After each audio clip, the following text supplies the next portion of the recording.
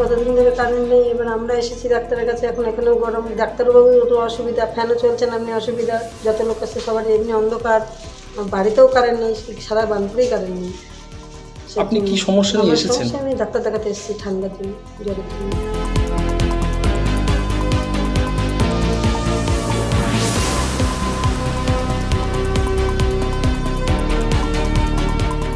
বার্নপুর হসপিটালে কতদিন ধরে বিদ্যুৎ নেই? 2 দিন। কি সমস্যা হচ্ছে এখানে? একটু হাওয়া হলে বিদ্যুৎ চলে যায় এখানে। সমস্যাটা কি হচ্ছে? সমস্যাটা ভোগান্তি হচ্ছে সাধারণ মানুষের। হসপিটালে নানা রকম ভ্যাকসিন আছে, সব নষ্ট হচ্ছে। কি সমস্যায় রোগীরা আসছে, পরিষেবা পাচ্ছে ঠিকমতো, এটা বলতে পারবেন?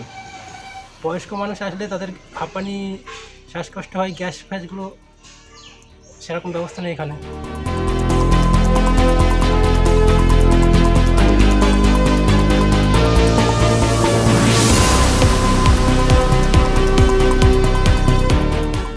অ্যাকচুয়ালি তো ওই ঝড় বৃষ্টির জন্য বেশ কিছু দূরে কারেন্ট থাকছে না।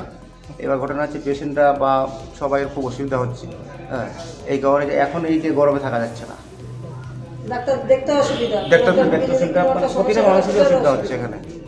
আপনি কি সমস্যা নিয়ে এসেছেন? আমি আমার পায়ে চোট হয়েছে, তার জন্য এসেছি। খুবই অসুবিধার মধ্যে পড়ে আছে। তো অসুবিধার মধ্যে তো আছি না।